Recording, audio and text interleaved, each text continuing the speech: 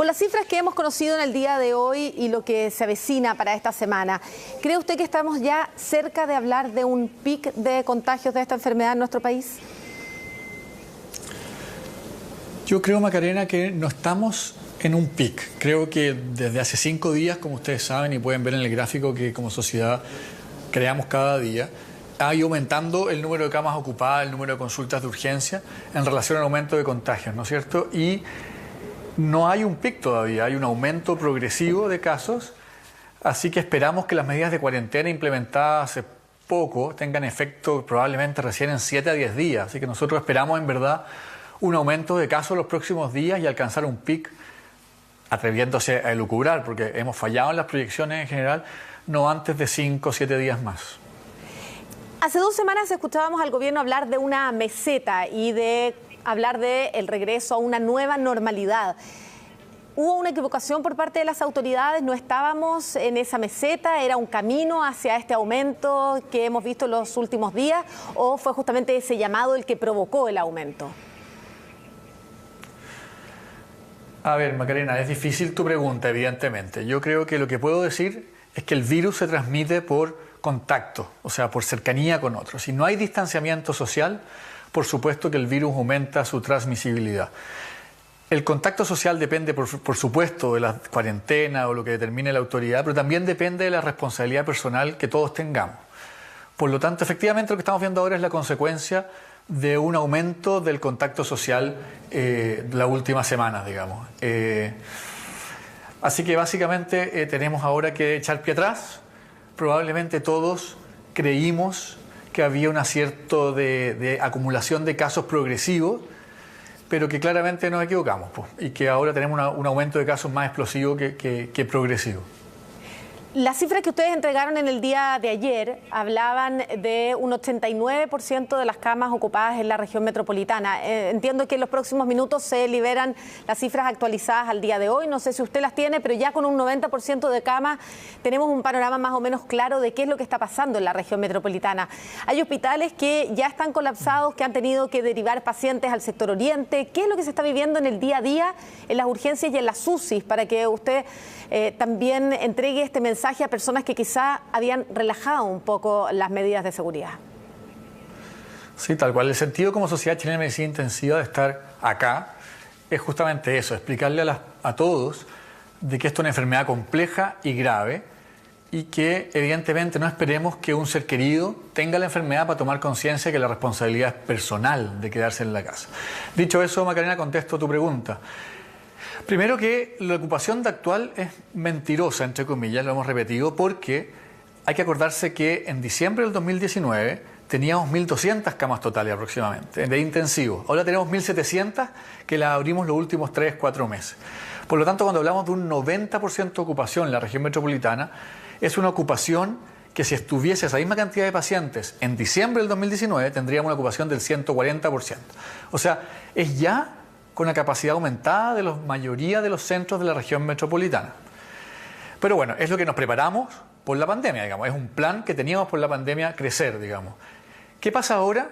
Pasa que la mayoría de las unidades de cuidados intensivos grandes están llegando al tope de sus capacidades. Como tú bien decías, estamos trasladando a aquellos centros privados públicos, estamos funcionando en forma integrada, que también se están quedando ya sin mucha espalda.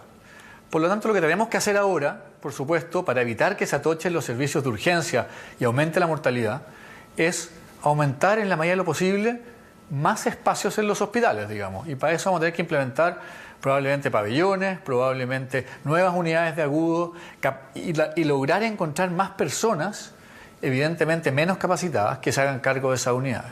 Ya, ese es un tema que me preocupa, doctor, porque además del personal médico, hay equipos nuevos que están llegando. Hemos visto que el gobierno recibe con mucha satisfacción cada vez que llegan ventiladores mecánicos, incluso con conferencias de prensa en el aeropuerto, pero escuchaba a un compañero de trabajo suyo decir que había algunos incluso que eran de modelos que el personal médico de Chile desconoce, o sea, tienen que partir estudiando el ventilador mecánico para poder ponerlo en funcionamiento.